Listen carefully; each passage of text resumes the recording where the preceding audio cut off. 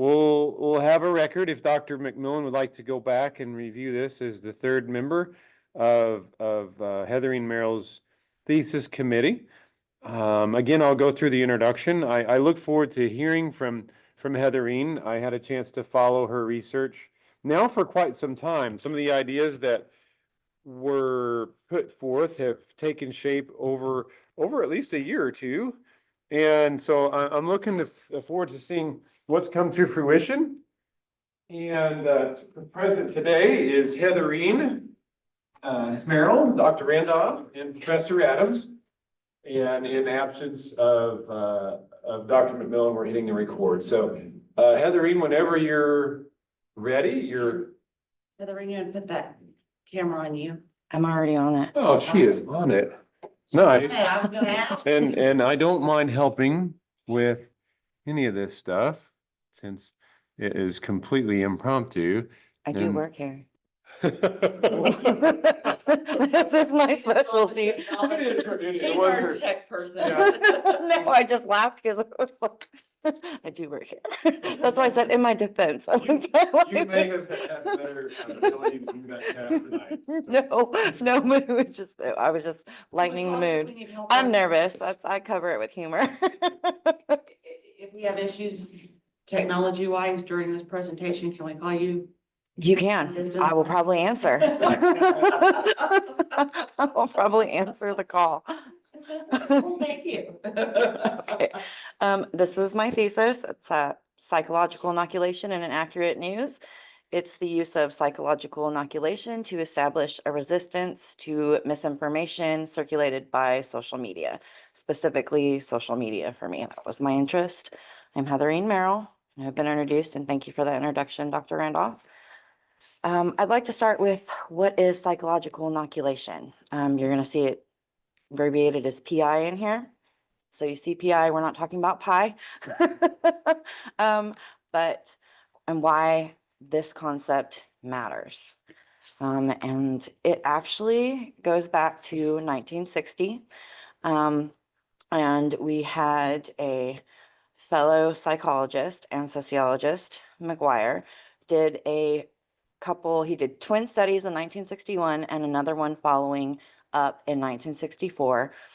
And he cultivated this concept of psychological inoculation. He based it on biological immunization or inoculation. When you get inoculated with immunizations, it's essentially the same concept. Your body is being introduced to weakened pathogens so it can learn to fight them and build antibodies.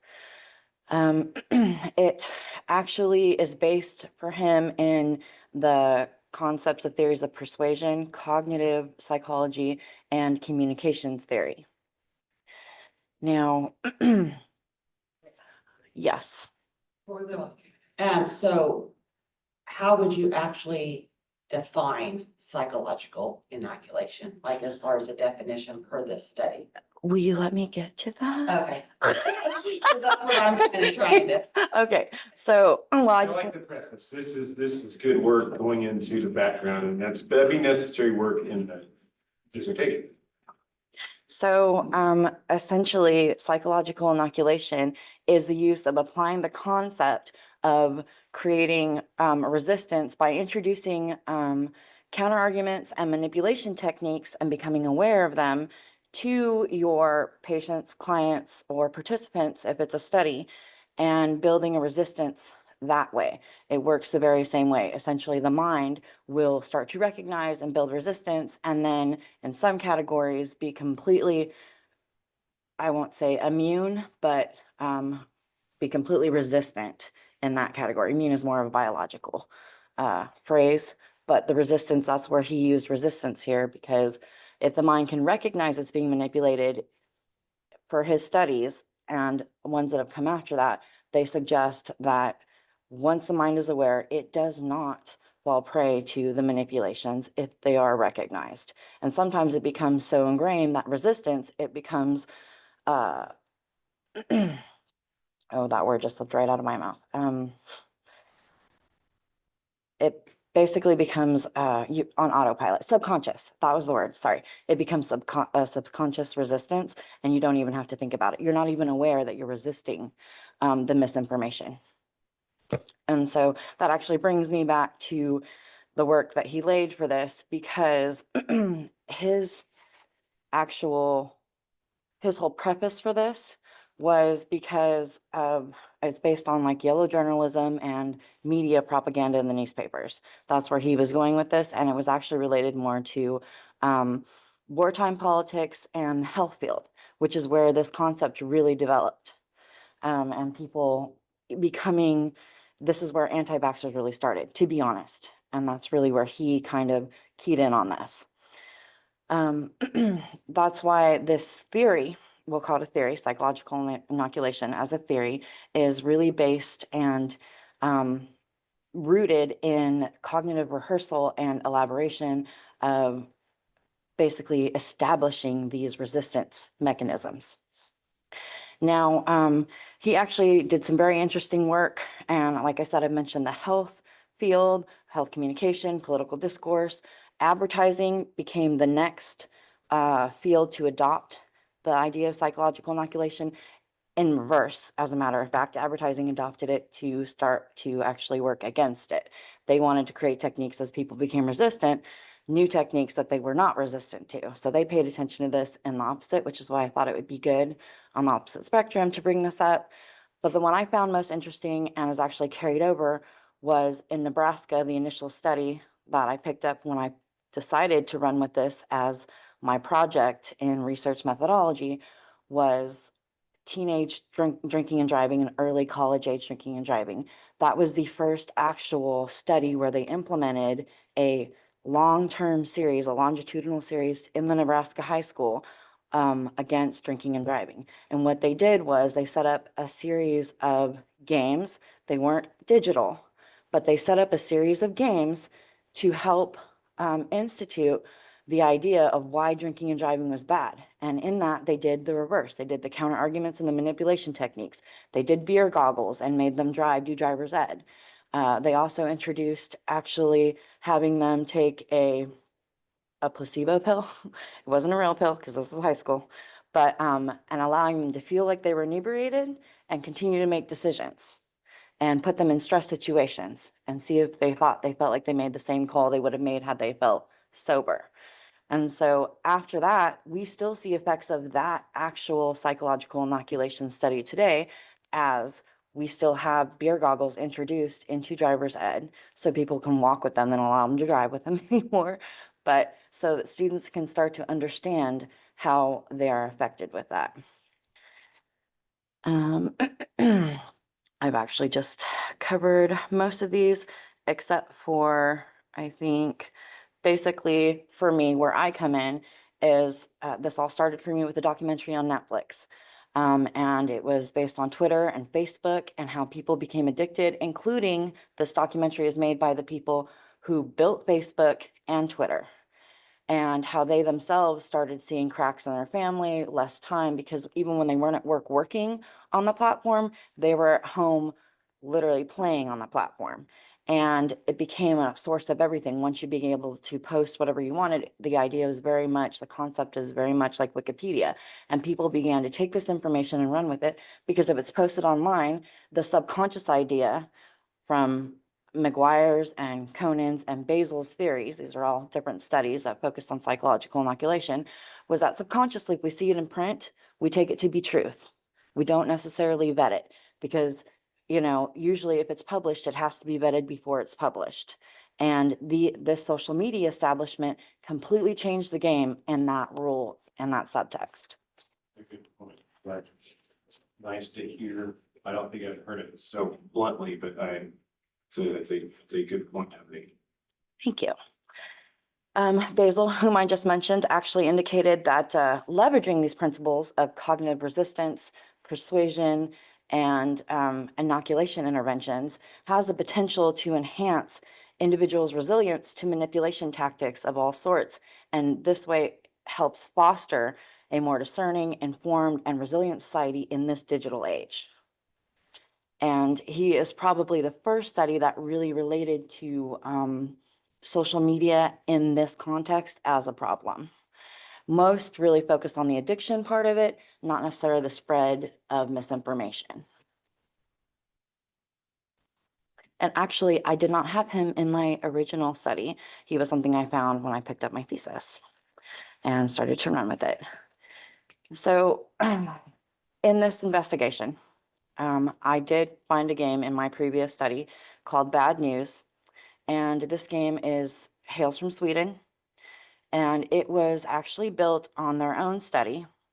And they were trying to see if they didn't actually ever connect it to psychological inoculation on their website, because I did communicate with them when I got permission to utilize this game. But they really liked this idea. And essentially the game itself was just to preface and see if people could be taught to see fake posts, fake news, impersonators, and emotional manipulation through posts and such, which I will show you how they set up the game, because I've actually videotaped both and included it in my thesis. I'm going to explain this a little bit more, but I want to talk about finding the gap. In this particular research, there was a huge gap, as I mentioned, because misinformation, it can sway elections, public opinion, it can undermine the citizens of a nation's trust in their democratic process. It can also influence, for instance, during COVID. I think that's a great example. People's willingness to get vaccines, their information, it creates a confusing setting in an already chaotic pandemic. Essentially, it can be very dangerous, just as a whole to our society and to on an individual level, because of its societal repercussions. And I can add to that. Yes. Personally, especially during COVID, I experienced that. It's like, what's truth, what's not? I'm just turning it all off. And It not was- listening to any of y'all. It was very hard to discern. It was a very hard decision for me to make. I actually ended up deciding not to get vaccinated because I couldn't find anything that I felt was substantially supported the idea. And I have a background in microbiology, and I actually didn't like the way they described the vaccination, because as they described it, it's not a true vaccination. But most people don't have that background and didn't understand that. But I really like that you brought that up, because I like that it touches my committee. So I feel like you touch a very important part on this misinformation and the dissemination of it and how it hurts us, not just as a society, but down to the individual. Thought that was And important. I made that same decision because of it, but I also know that, like, just if we use the pandemic as an example, and the chaos that was centered around it, I think really was a result of conflicting and misinformation. And as a whole, that was more dangerous than potentially the illness itself, because people were out at Walmart punching each other for toilet paper, like you were afraid Yes. to even go there Yes. because of the confusion of what was being presented, and people didn't know what to believe. I'm so glad you brought that up, because although I try to stay away from the pandemic, it is a rather controversial topic for some people. I would like to point out that that was where I really saw my gap, because what I realized was a lot of this misinformation, complaints and everything was being disseminated about COVID, where? On social media, because we were locked in our houses. And so what do people do? It gave them even more pretext to get their information from social media. And so when I watched that documentary and I really thought about COVID, I put the two together and I thought, man, that was quite the convergence. That was a trifecta for our society for misinformation. And that's actually where I figured out the gap, because we have traditional media, newspapers, the news outlets, you have political discourse, you have health communications, like within the pandemic on the news. Nobody's really paying attention to that, which, you know, that's neither here or there. I think the important part is that people were really sourcing it off social media, and that's what allowed me to see this gap here. Because when I was looking up, I didn't see a lot of studies based on the link to social media. And that could be the result of why some people feel like they experienced a form of trauma Yes. during that time. there were so many aspects, I think, angles that you could make a case for trauma on in the pandemic. So essentially for this study, when I saw this gap, that is when I decided to apply the idea of psychological inoculation in enhancing a resistance to misinformation, especially, well, focused through social media that was being dispersed through social media. And I attempted to operationalize a psychological inoculation through the game Bad News, as I've mentioned. And the point of that, what I aimed to do was basically clarify or indicate, at least discern whether or not psychological inoculation had an impact on an individual's susceptibility to misinformation that had been employed by social media. I don't know where I came up with the idea, and I had no idea how hard it was going to be. It took some critical thinking skills for sure. With that, I'd like to introduce my research questions. And the first one being that whether or not exposure to psychological inoculation intervention enhances a participant's performance in accurately distinguishing factual content from fabricated information on a post-intervention survey, which would come after the psychological inoculation or the control, because it gave me two groups. Now, my null hypothesis, of course, was that the exposure would not have an impact on the detection, the misinformation detection ability on either the control group or the experimental group, of course. The exposure, my alternative hypothesis was that the exposure of psychological inoculation would predict a higher accuracy score on the post survey, measuring, which would allow me to measure the misinformation detection compared within each group, from the control to the experiment. My second research question was kind of interesting, and I really just wanted to see, based on all the studies I had, this is where my second research question came from, if there were any demographics that played a role in someone's ability or susceptibility, ability to discern versus their susceptibility to their misinformation that they would be provided within the survey. And these predictive factors I chose were education, age, and social media usage, meaning the time they spent on social media daily. That was the question, how I worded it anyway. So to what degree do these demographic factors, such as age, education, social media usage, predict susceptibility to misinformation? And I would measure that by the inaccurate information. And so my null hypothesis, of course, was demographic factors, including the three previously mentioned, will not have an effect on the susceptibility per individual to misinformation. And my alternative hypothesis with that was actually that the demographics previously mentioned will predict levels of susceptibility to misinformation. That being said, because I'd already previously had a project with the intent of building up to my thesis, I will say, I had a pilot study for a previous course in experimental. I actually had 104 participants, 54 in control and 50 in my experimental. I did have a couple outliers, but I did figure out how to validate the survey because I made this myself. And so I ran the principal component analysis, and I actually calculated my Chromebox alpha value. And the stats actually did validate for my skew variance on my PCA, that as well as my Chromebox alpha, which, okay, I just took that out of there, but it should be 0.855. I apologize, that's a typo. But this actually indicated, my Chromebox alpha, that I had a high internal consistency, and in that it helped me, as well as my skew, which really focused on my construct validity. And what these two measurements told me was that my questions, which I did not include my demographic questions, lesson learned in doing the stats, but for the 15 questions that actually pertain to, on the Likert scale, look and rate based on level of accuracy, if they're true or not, basically, that my construct validity held, and my study measured, my questions were actually measuring what I asked them to measure.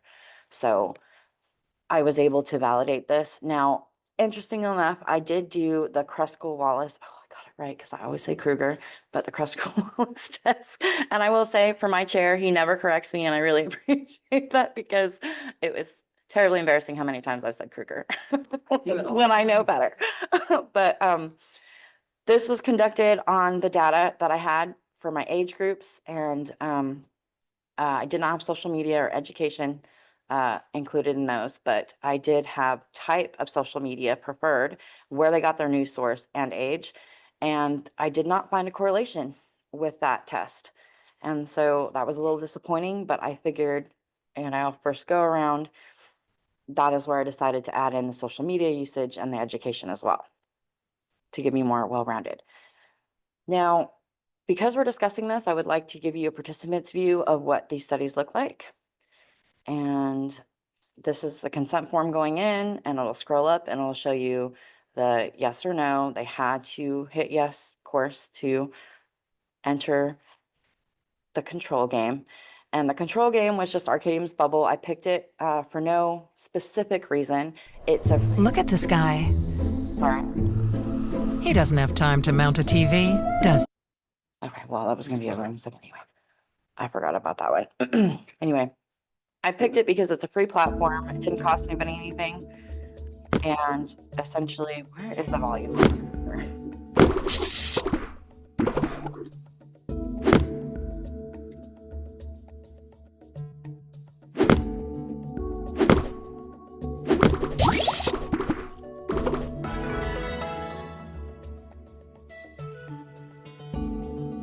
Okay, this is at 95, okay.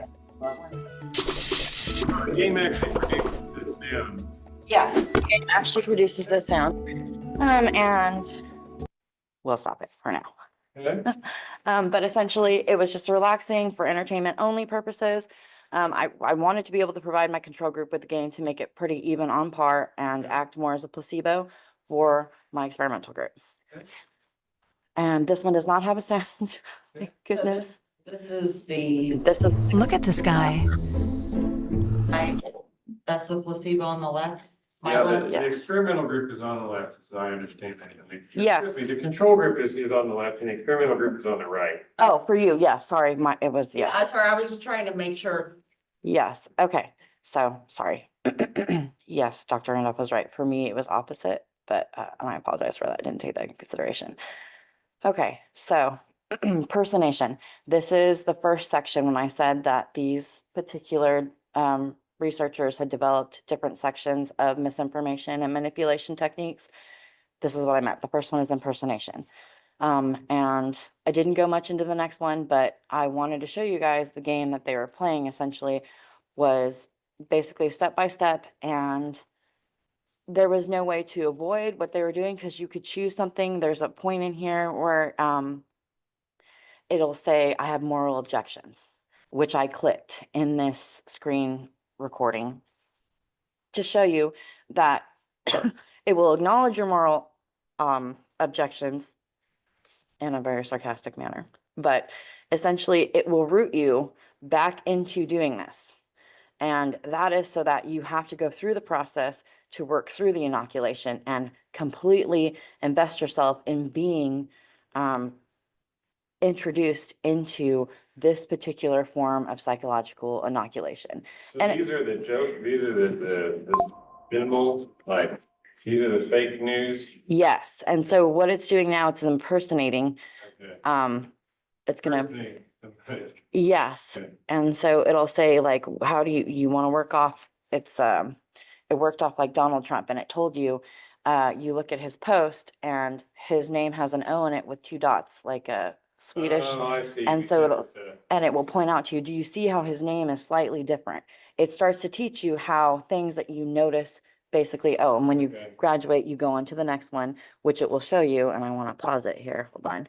This is a little bit, in essence, like when we go through those training here at the university for recognize spam and phishing and emails. Yes, So, yeah, okay, that makes sense. welcome to psychological inoculation from the university. Anyway, but essentially, it goes through each of these: polarization, conspiracy, emotion, impersonation, discredit, and trolling.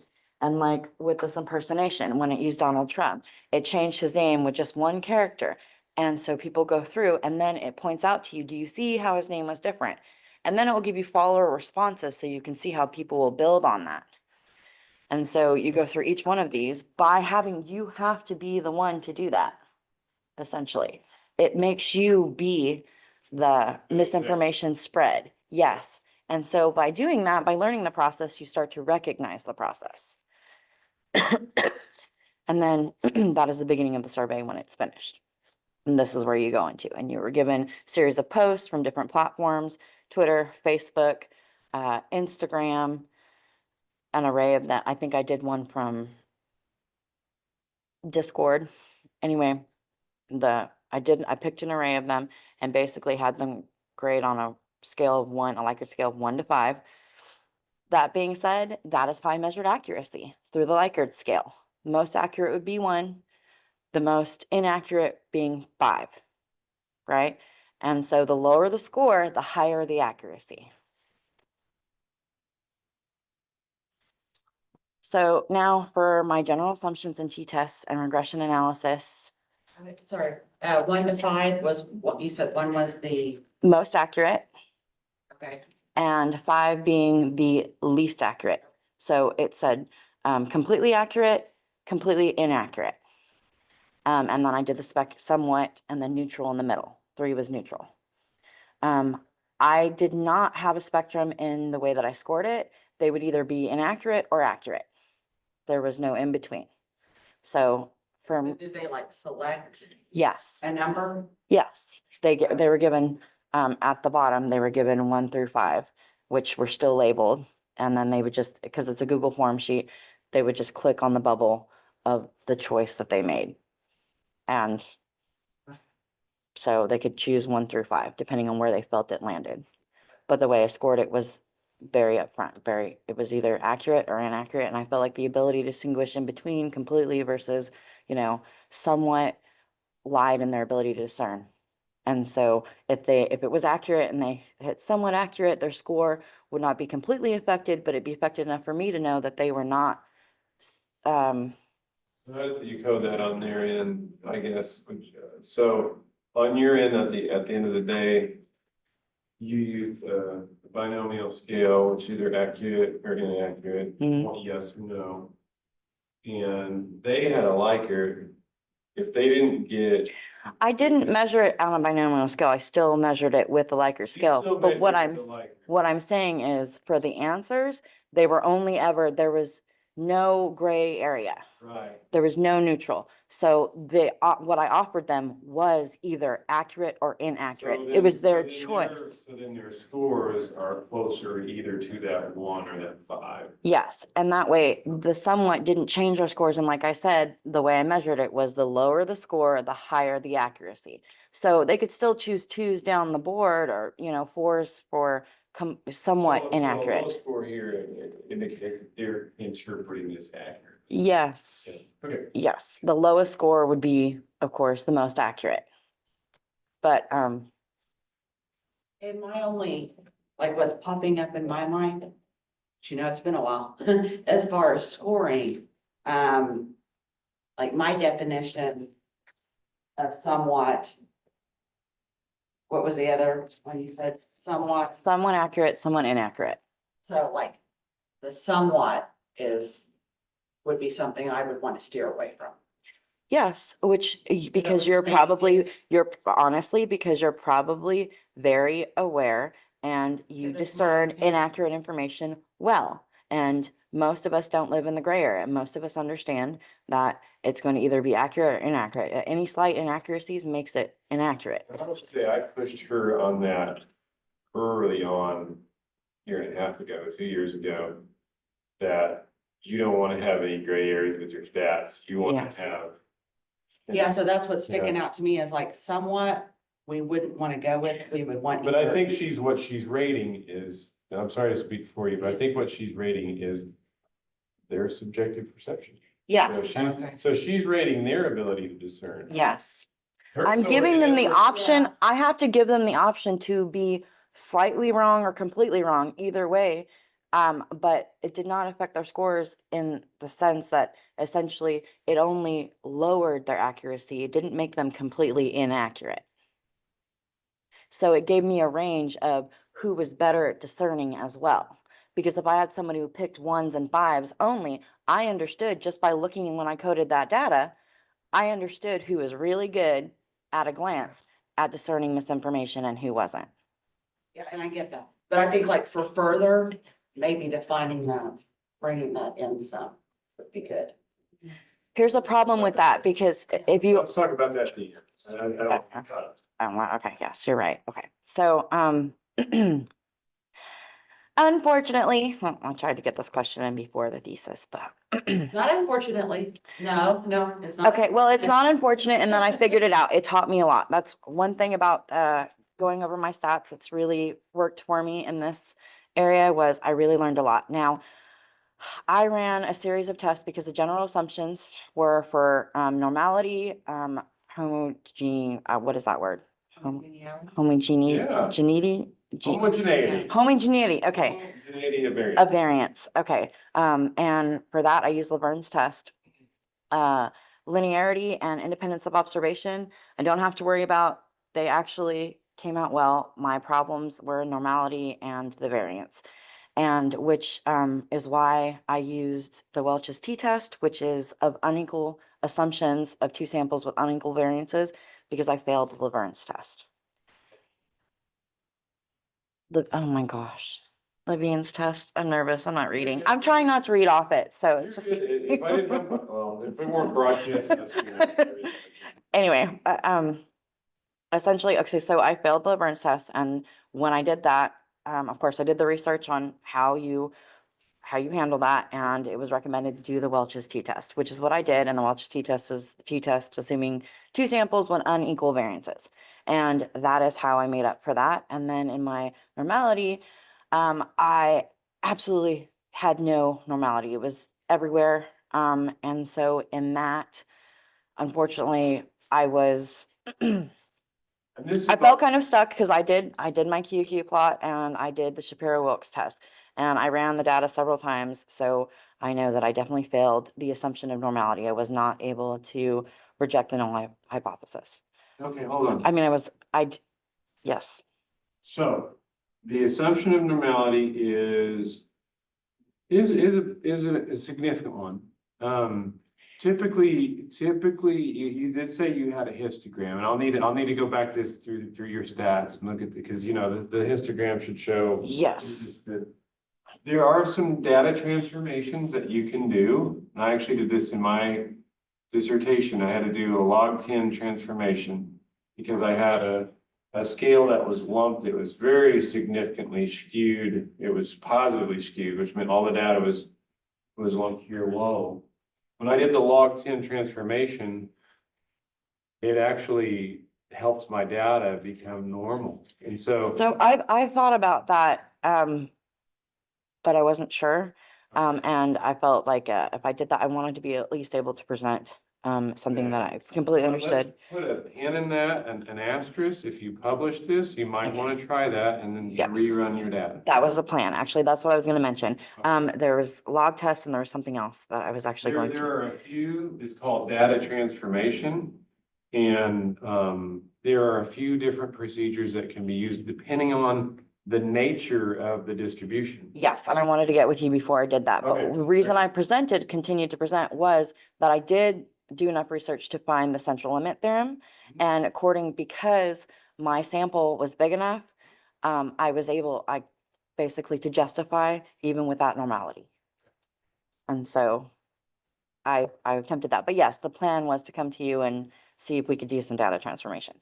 But, oops, sorry. There we go. Okay, so second assumptions, I had no multicollinearity, and my residuals actually. Yeah, I skipped that one. I'm not even gonna lie to you. Nope. Homoscedasticity? Scodasticity. Nope. Not happening. Okay, anyway, yes. Basically, all of these, I passed with flying colors. When we did all of my ranges, my BIF actually was below 2.0. And for my independence of errors, they all fell within the 1.5, the standard, according to what my research stated, which was another thing we were going to revisit, was I just wanted to make sure that my standards were correct. But essentially, I've done at the bottom that I have assessed and addressed as appropriately as I could per my research, and given my sample size, that my analysis were methodologically rigorous, and I tried to be as transparent as possible within my assumptions. In my demographics, I could talk for days, but I thought pie charts would be a little less wordy. Essentially, this time I had a really great distribution of age. I really love this pie chart. But I actually went all the way from 18 to 97. Yes, 97. And I broke my age groups from into about 10. So I did like 20 to 29, 30 to 39, and so forth, all the way up into 99. My outliers were 18 and 97, so they went out the door on my stats, but I had such a significant grouping. I was really impressed with it. I didn't have a specific demographic in terms of age that I was looking for. I wanted a variety, so I've hit that goal. The distribution of social media use was very interesting to me. So this big lump, this big green, is anything 8 hours and above. There were some that actually put as much as 12 hours on their survey, which I thought was excessive, but probably believable and probably more honest. But I really felt this actually made me feel better about my data, because I felt like, honestly, What is the green indicating again? How many hours? 8 and above. Wow. Yes. And it went all the way to 12 and to 15, I think was the highest. That was like the outlier, but That's really telling. it is. But I felt like at the same time, I thought the same thing. And I thought, you know what? I really appreciate that, because I felt like that meant they were honest. And so, Per day? yeah, that's per day. But also, like, I feel like nowadays, with as much, as people are utilizing social media for everything, that Yes. they don't feel like that's a deficit, like. So that would be a social desirability bias if you were thinking that people are downgrading, like, oh, I'm only on a couple hours a day, really I'm on for 8. So, Yes. so I Yeah. appreciate you Yeah. speaking to that. Yeah. Yeah, Yes. and people don't really, I think they're more honest about it nowadays, because they don't see it as Yes. a negative, because they're like, well, I'm on here doing this and that. Yeah. We use it for everything. Yes. Well, and now We it's, communicate through Messenger on Facebook that's what I was gonna say. It's versus text message. well, that works into jobs too. Now we have Teams. Teams is a form of social media. It started out as social media, and then it became more of a work preference, but there's a personal Teams and a work Teams, and it didn't used to be that way. It used to be one platform. But what I really like about this was, so just for fun, I ran the numbers between my education and the hours spent. And what I found was, although there's no correlation statistically, and when I say there's no correlation statistically, I mean that was the correlation found, it was not statistically significant.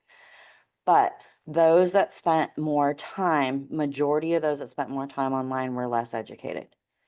And I don't know if that has really anything, to me, my next question would be, if I was moving on with this, would be, is that because they're educated, or is that because they have full-time jobs? And they don't have the time to be as on social media. So Good question. I mean, I would almost kind of also want to ask, like, I think to me, I liked it, but I did not include it in my thesis specifically for the reason that that can be a loaded question, and most people wouldn't think about that. They would automatically assume the higher the education, the less susceptible to social media, and I don't agree with that necessarily. So I felt like that needed more investigation. But I did want to show that here, and I was very surprised. Discussion, or worthwhile in the discussion. Thank you. Yeah. independent thinking Yes. Um, discussion. anyway, so the distribution level of education surprised me, I will say. The bachelor's took it, Yeah. and I was kind of surprised, but I mean, I It's guess, not necessarily representative of Oklahoma's population. So that's Worthwhile, it's worth noting. Okay, good. I'm glad I said something then because I found that interesting. The whole thing, this little pink line here, I don't know if you can see mine. Okay, so that little pink line right there is 0.02%, and that is doctorates. What does that do for external validity? The pie chart you're focusing on right now, what is that, how does that influence external validity? I don't know. Because, What's external validity first? well, it's outside, The G word is, well, generalizability. yeah, you But- got it. Well, I know my age supports that. wasn't sure. Your if age this- bracket's nice, Yes. but that one, you got a lot of bachelors I do, there. but like you said, it's not really reflective of Oklahoma, but I didn't just include this in Oklahoma. I posted this across social media everywhere. So this is actually, So all you would know would be what? that it supports generalizability to some extent, but it's not. I mean, it had a good number, no education, high school, some college. 4% of people in Oklahoma have high school or less. So I'd say that limits your generalizability. Well, does it limit it if we only think about, but okay, so here's how I thought about that. If I only think about Oklahoma, is that on a bias? If I base my Okay. generalizability on that? So have the national stats. And Okay, that's it. okay. All right, that's good. See, all right, I like that. Fair. Okay.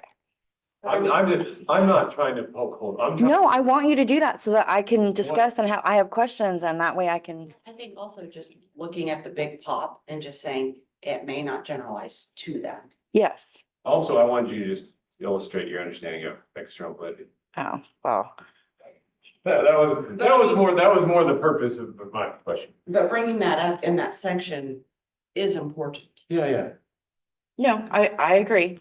But, like I said, I recognize, that's why I brought it up. I recognize that it wasn't representative of where we are. So, I guess I didn't pick up on where you were trying to go with that question, but. You're earning a master's, so in research. So that's my job. I understand. Okay, so, anyways, we come to my results, and this is where I did my t-test, the Welch's t-test.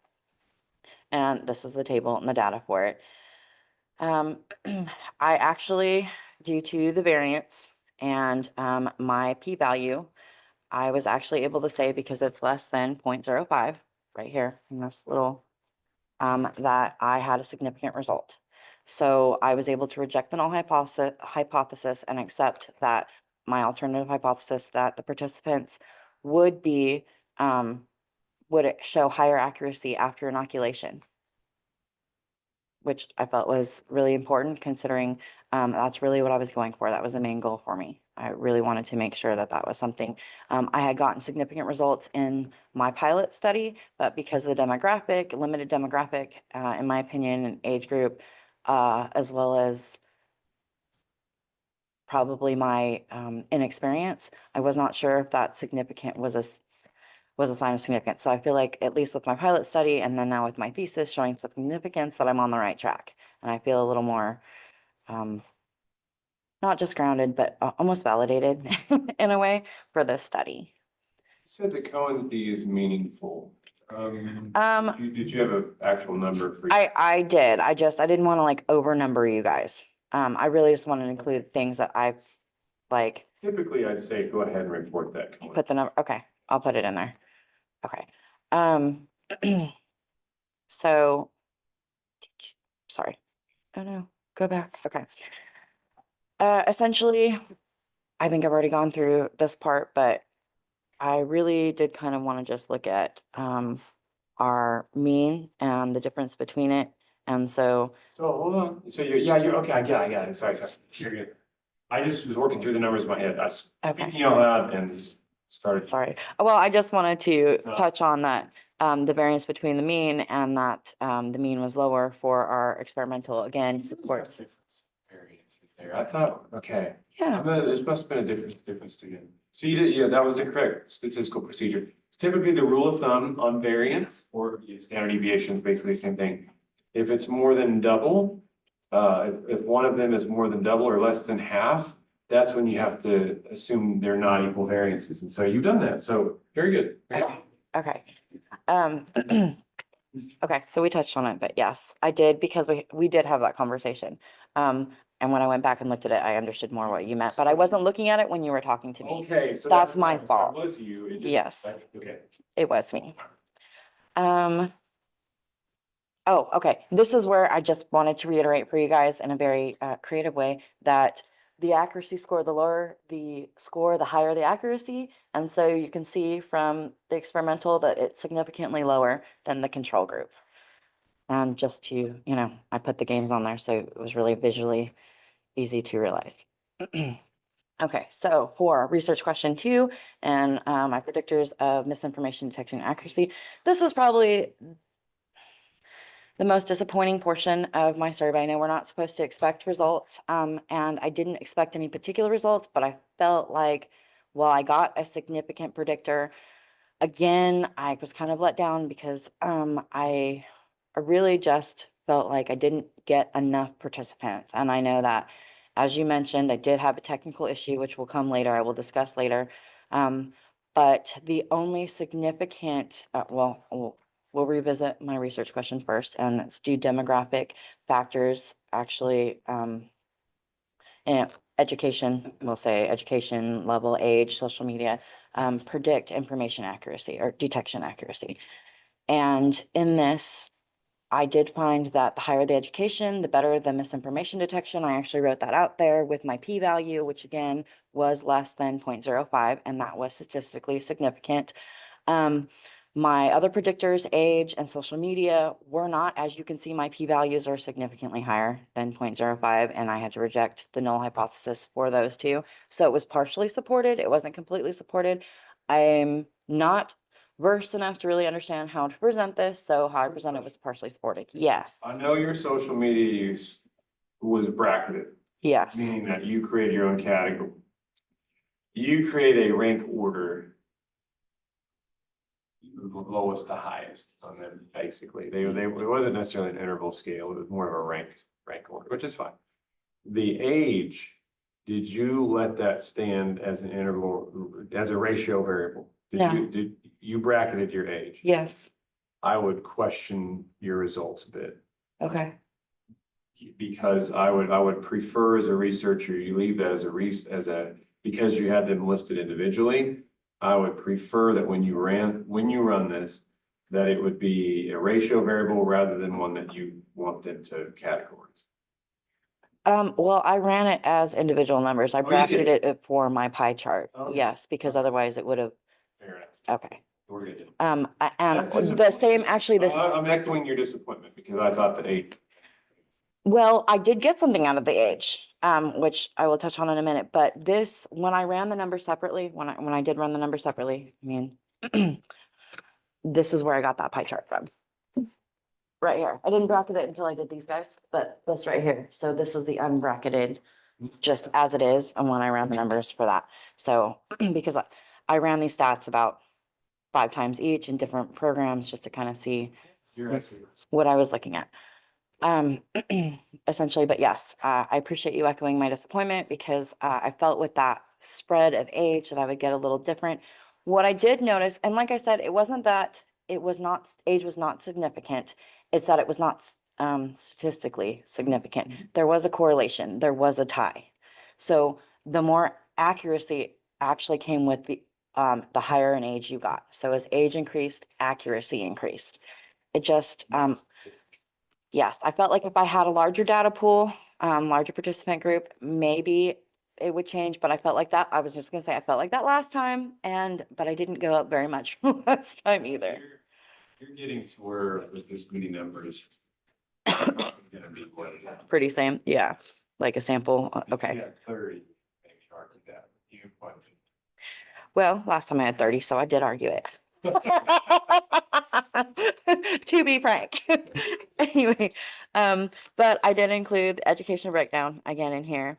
And like I said, there was partial support found for my alternative hypothesis, but I wasn't able to reject for age and social media use, which very much surprised me. Honestly, if you'd asked me to bet, I would have bet on social media use more than I bet on the education.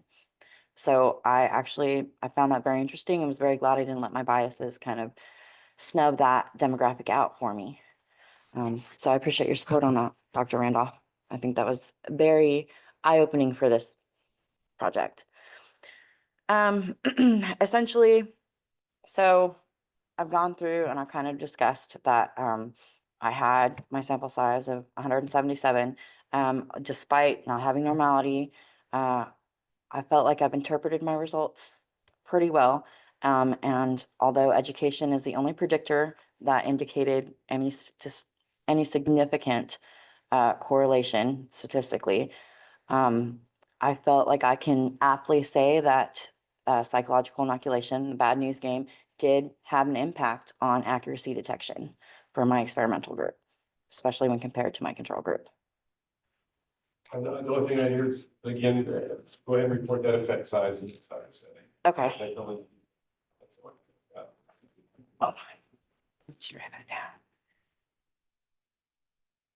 Just so I don't forget. And numbers. Okay. Because you're claiming it was significant and it's substantial. Yes. Okay. If you didn't have like a big effect size, Okay. it's like 1 or something. I will add those in. I was unsure of what stats to leave in, what stat, I did so many. Yeah, you did a lot. You did a lot. So I was unsure what to include and what not to, so I appreciate you leaning me in the right direction there. So essentially, like I said, I did have some disappointment in my predictors. I think that being as I've started entering into the educational field and higher education, I think that this really stands as a testament that we should be introducing educational games, something that keeps attention, feels entertaining, doesn't necessarily have that dead weight of, having to learn, being introduced, especially in this digital age, especially considering how much we spend on social media, how much time we spend on social media, how much it influences our life, and that it's now become a very significant and influential method of news dissemination. So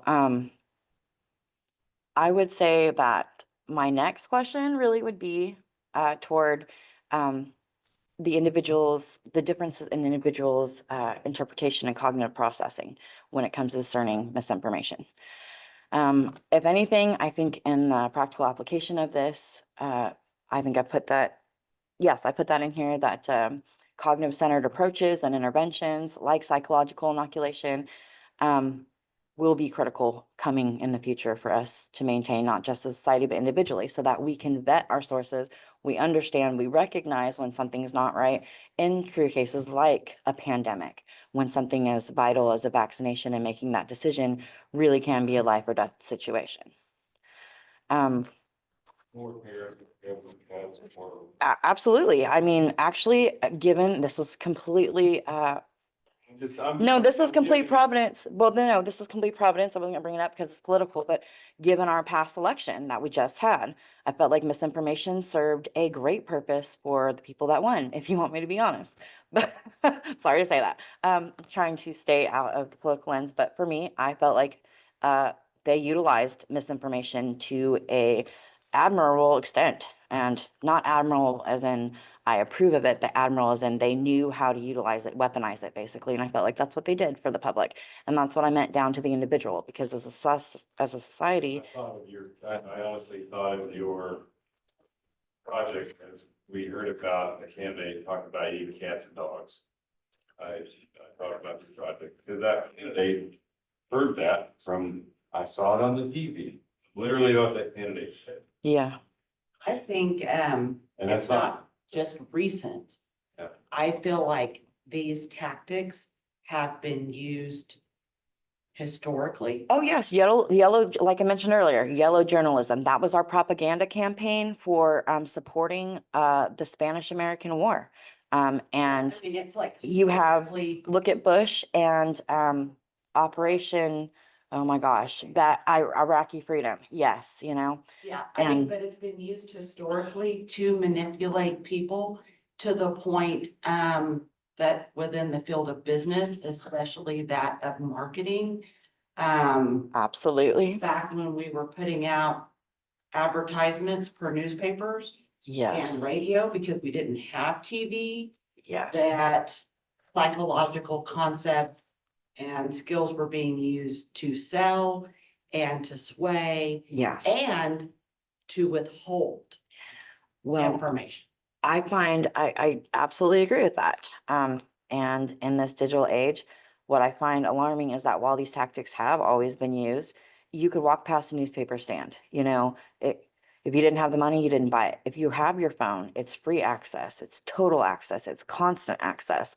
And so also because you have your phone, we each carry one of these, I think it emphasizes the need for the personalized interventions, because this is basically we're one-on-one with this. It affects us as a society, but individually, this is where it stems. It stems down to the individual and basically trickles upward. Where do you highlight that you have 62% of your sample spending 8 hours or more a day on social media? I didn't highlight that in here. Okay, Please. Because that speaks to what we're talking about right now. okay. And that to me is an unintentional finding, but it is a significant finding. It I is. think also that something that might play a factor is just normalization as far as age of exposure. Meaning that a lot of times when we have younger populations with accessibility to different forms of social media, which historically we didn't have, like Yes. before ads and marketing pushes. And even back like in the earlier days, like maybe 30s and 40s, it wasn't acceptable for lawyers or doctors or certain entities to advertise, or politicians, where it is now and it pops up. So Yes. I feel like per a confounding variable like normalization, as far as exposure to pre-existing social media could be addressed. Because if I'm 5 and I'm getting exposed to, well, just hypothetically, because it was out there, Yes. to Donald Trump and say the stigma of Trumpers. If I'm 5 and I'm not being monitored on my device and I start getting exposure to those ways of thinking, then as I get older and I take something like this at 18, how does that impact me? And so if we were maybe to do further studies as far as the game with the bad news, it would be interesting to put out. That for me is perfect because one of my, well, we'll get there, but one of my future research and limitations I added in was that this is not a longitudinal study. And so something like that would fit right in with a longitudinal study, is to see from age this to you know, let's say 10 years down the road. I think it'd be a significant and variable amount of time to see how if they discern information or if they don't, because in this preset, this was a very quick and dirty measure, and I would like to see if this sticks. And there's, you know, like, at least a follow-up, something along those lines. Like, this would be very interesting for me. And I agree that at a younger age, especially having children, I think you bring up an excellent point. Well, like the thing is could we introduce a survey or a game that introduces concepts that aren't related? Like if I have somebody on there and I introduce something about Trump, like what's on there? Well, they've already had exposures regarding Trump since whenever. So can I introduce like a new concept, a new exposure that wouldn't have those biases attached, how would I address those confounding variables with that? Does that make sense? It does. I'm very rusty, but that's No, where I'm going. it absolutely makes sense. And that would probably require me to change to a different inoculation platform to operationalize a different tool, which, honestly, this one is pretty old, but I find it very interesting because Trump is used as an impersonator, as a method of, which speaks a lot to that particular person, as a method of misinformation, all the way back. I think this is from 2016. So that was before he was ever president, and so these people considered him and they're not from, what I find interesting is a lot of what this tackles, these people are not from, these researchers are not from the US, they're from Sweden. And so I think that gives a very interesting and bird's eye view kind of peep into how we're viewed, especially on the misinformation spectrum. And I think we do utilize it a Yeah, I lot. think just addressing that, it would be interesting to introduce something new, a new exposure where we could reduce that compound. I don't disagree. It's very bold. That is one of the places we could go with that. It is so hard though, because when you're dealing with social media, especially long-term use, as long as we've been using it, if we get an 18-year-old, they probably had a cell phone since 4. What have they been exposed to, And that's one of those, I mean, even if me as a parent, I take it away from my kid, the school rewards children now with tablet time. yes, that's another thing It's where not monitored. I think School will that's say, oh, I can pull it up whenever. really makes the study Yeah. relevant, honestly, is that we're introducing this digital age and we're really transferring to a digital platform in every aspect of life.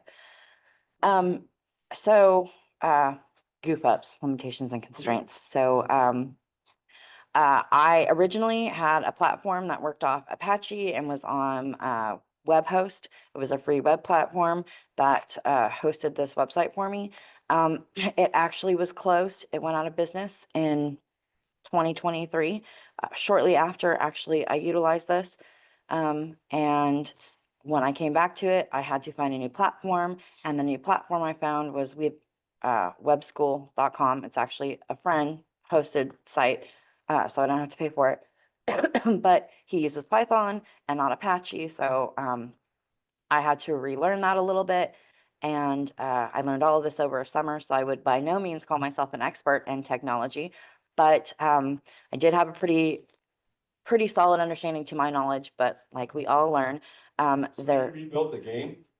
I did not rebuild the game. The game is not mine. What I rebuilt was I put in my random redirector, and I had to build it into a site because I had that random redirector, because I wanted this to be an online platform. So you basically have to weave in for everyone, when you link, you have to link it straight to your consent page. So I had to separate that from my survey, but keep it within the link, right?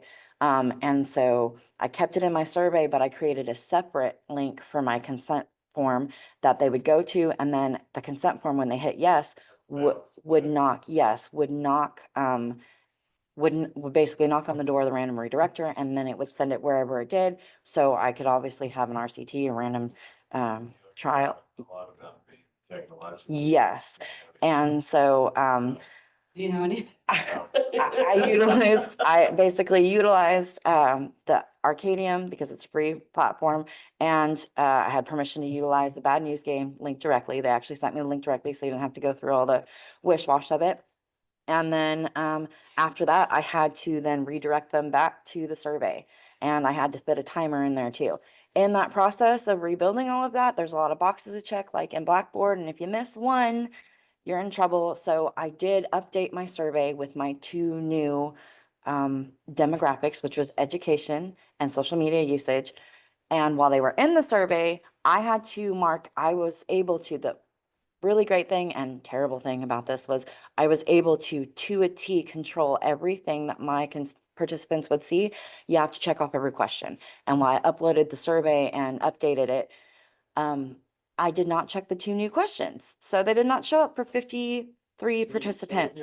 Our first 50. Yes, I did. we could have really changed It really the did. result. Yes, Yeah. which is, Because if you would have gone, If you click on the, because you can make the argument that maybe is really, well, I see them clicking on it, they might be somewhat different than.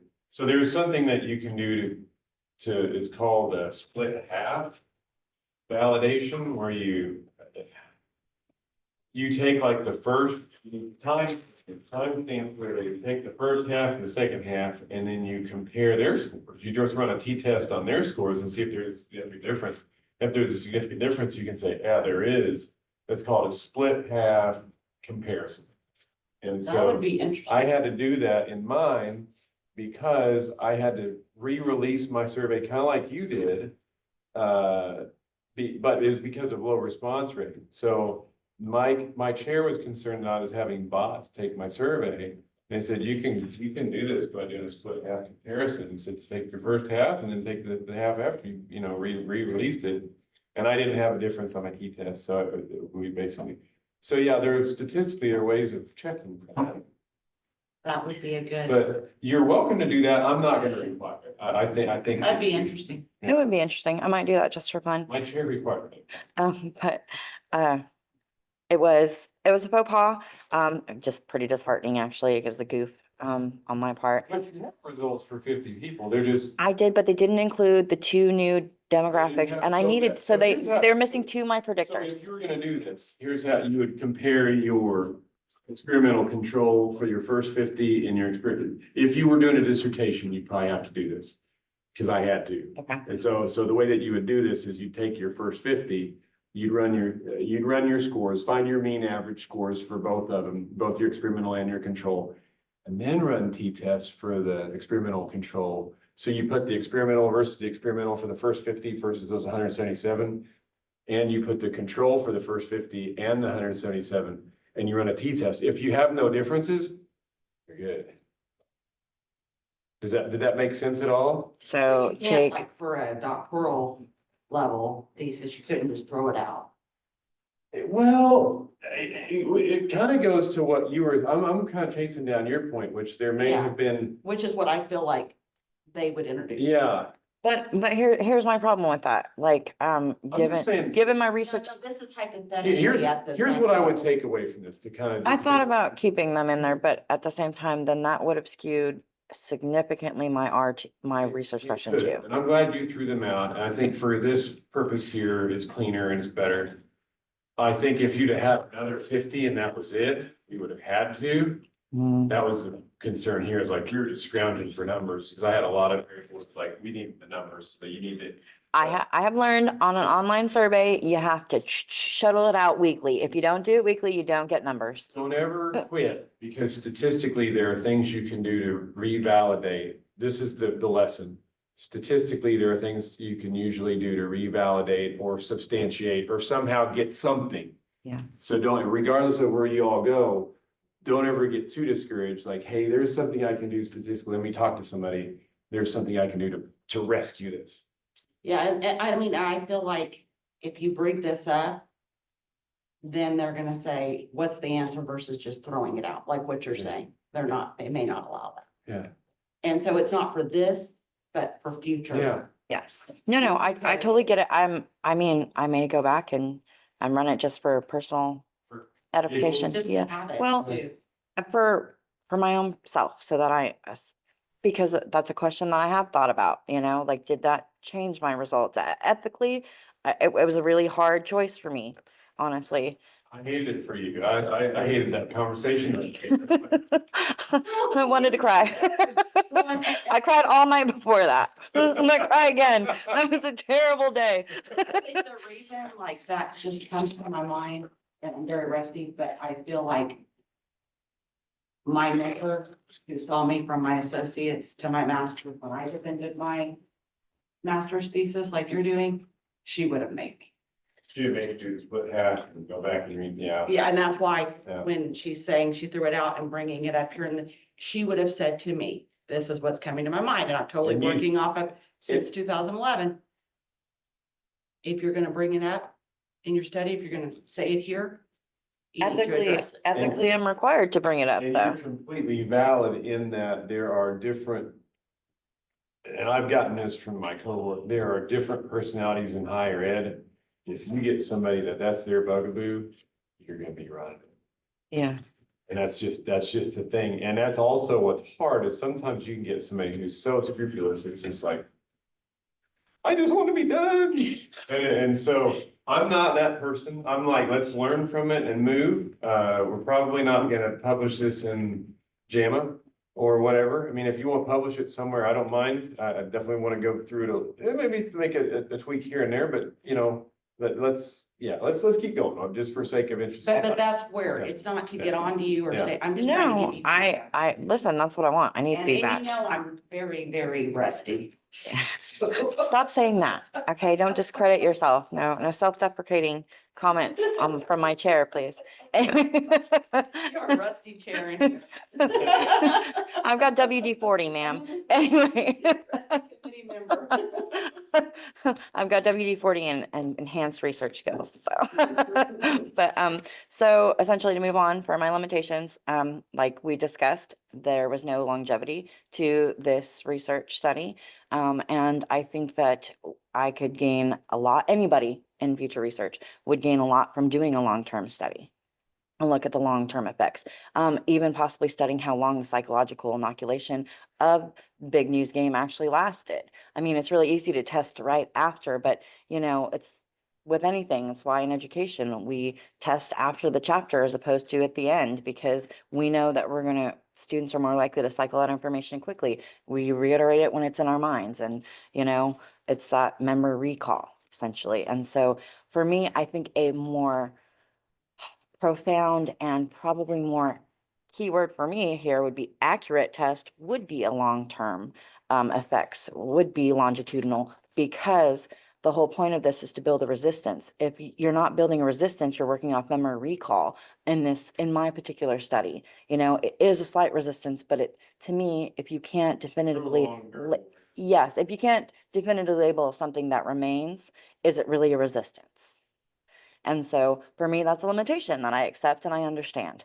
I would eliminate your last bullet point. If you've already controlled for outliers. I did, but you know, because I ran my own stats, I thought that it would be, okay, I will remove the last bullet. Because you do discuss variance, you do discuss outliers, and you control for those. Okay. You have that in your paper. I did, I'll take it out. I wasn't sure. I wanted to be transparent. I'd rather take out than not have included. Potential outlier, we could have potential outlier anyway, so it's. Again, I come back to my larger sample size. I know, but you know, you always want, you always want to see if more is better, I guess. I also think that a higher participant group would allow for a little bit more variability within the tests, possibly, you know, even changing the demographics, really looking at something more key, really breaking down the correlation between education and age and accuracy and age versus accuracy and education, you know, things like that. Again, we come back to the longitudinal design. I think that is something that would be highly beneficial for future research considerations. And if I was going to do that, I would also include within that looking at or establishing an aspect of that study that looks at the individual processing mechanisms for each individual. And I don't know how I would do that, but I also didn't know how to do this study. Qualitative study. Yes. Yes. And then basically incorporate cognitive and critical thinking assessments to better understand their susceptibility and their initial susceptibility. So it sounds like you're speaking to different variables that were outside. So typically when you run like research question 2, we talked about this a little bit. Yes. You have a model, a prediction model, and how does this, so can we get, and usually in the social sciences, if you get a prediction model that accounts for 60% of the variability in the scores, done something. You had a model that around 8%. 8%. Okay, which is okay for this. But we have it, if we're gonna hit that 60% threshold, we have another 52% of variables unaccounted for, you know, the variance that's unaccounted for. So as I'm listening to you, that was my big question to you.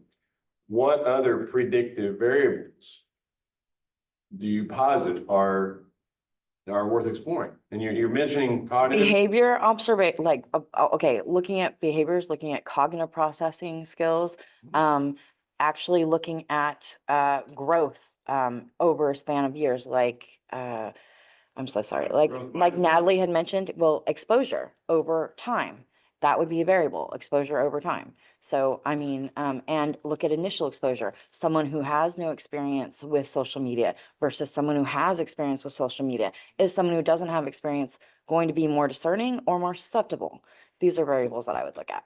Here's kind of my thoughts on that is. This is I'm going back to the age, I'm going back to a couple other things. So you mentioned this and it stood out to me. I made a comment at the time, seeing it in print with a history of vetting and printing. It has to be true. And so seeing it in print. As a general Yes, consensus.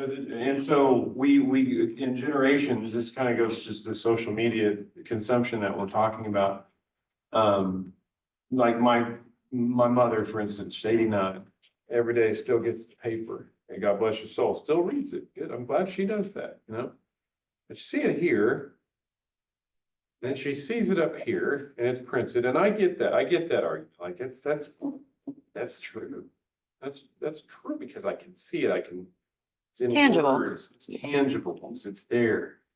In different generations, you know, we had more of an oral tradition where we had about 10% of the population that was Well, literate, you bring up to the radio to me. and 90% of the population was illiterate. Well, it used to be at dinner time or after dinner, it was a pastime to huddle around the radio during times of war. What did we do? That's what we did. That's how we kept up abreast of where we were. And people who had family, usually children or spouses in the war, that's what they would do. That's how they kept up. That's how they felt close. That's how they understood or thought they understood what was going on. You know, it left them wide open for it. Have this thing called the meme now, or it's a picture, it's just planted, and so it's like, it's not even just this sourced information where you have the, you know, the APA style citation, is you have this. So that's something else. The other things I was thinking about as far as predictors, you know, political affiliation. Yes. Religion, religious fundamentalism. Yes, absolutely. You know, and so if you can get to that 60% predictability, like, hey, I can 60% of the time I can predict if I have these variables, I know what that person's gonna say. It's pretty good in social sciences. I think for me, just with them, like the whole study, the thing that's just really sticking out is the confounding biases and variables and trying to control for those. And so looking at how would that be done if this was done as far as a larger scale study, because what's sticking out is just. How did she confound her Well, experimental versus control group? what I guess I'm- that would be my question for that. Well, I mean, and like I said, I'm rusty, Okay, but what's sticking out, and then maybe you can help me narrow yeah, down on it, is the more I'm exposed to something, Huh? say it's something negative even, like, this is another hypothetical, okay? Uh-huh. But we've used this example, Trumpers are good, or bad, hypothetical or whatever. bad or Good whatever, or bad. yeah. Okay, and I'm exposed to it, maybe at first, when you say it to me, I'm kind of like, oh, that's a terrible Mhm. thing to say that Trumpers are bad, right? But you keep saying that to me, So it's kind of like the big lie. So it's kind the of like. more Kind of like normalized, Hitler, you keep repeating it over and over and over, eventually somebody's gonna believe it. yeah, the more Yeah, I normalized think that's am outside of to- her, I think that's Okay. outside of scope of what she's trying to do here. Is that, because that's what Yeah. I'm tying in. Yeah, So maybe making sure that that's defined, because I feel like that could be maybe confusing for some people. Okay. I think that's outside of what she's trying to do. Just completely 100%. Yeah, Okay. I think okay. because really it was a simple idea to start with, because it was like, you gotta bring it in, like, because you can always It just have. still seems really broad and big, and that's where I'm pulling that stuff. In the end, it may have been, so you had your categories, you had your political, you had your Health, communication, psychology, and advertising. Oh, yeah. And so you had a question for each one of those categories in there, right? Mhm. Okay, so.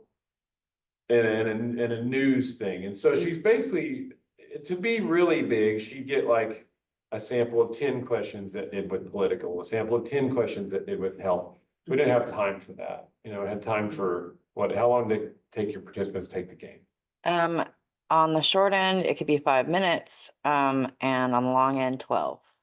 So you had a range of 5 to 12 minutes, that's about maximum for somebody, even in a dissertation. I mean, you maybe, if you're doing interviews with somebody, maybe you get like 30 minutes, but like. I timed the games out. I had to set a timer to if you're forward to asking the for survey somebody by. on here, I mean, think about what you do on surveys, it's like, once you get to 5 minutes, like. 5 minutes is I kind of got like something checkout. else to do, I don't know why, but I'm just So- still.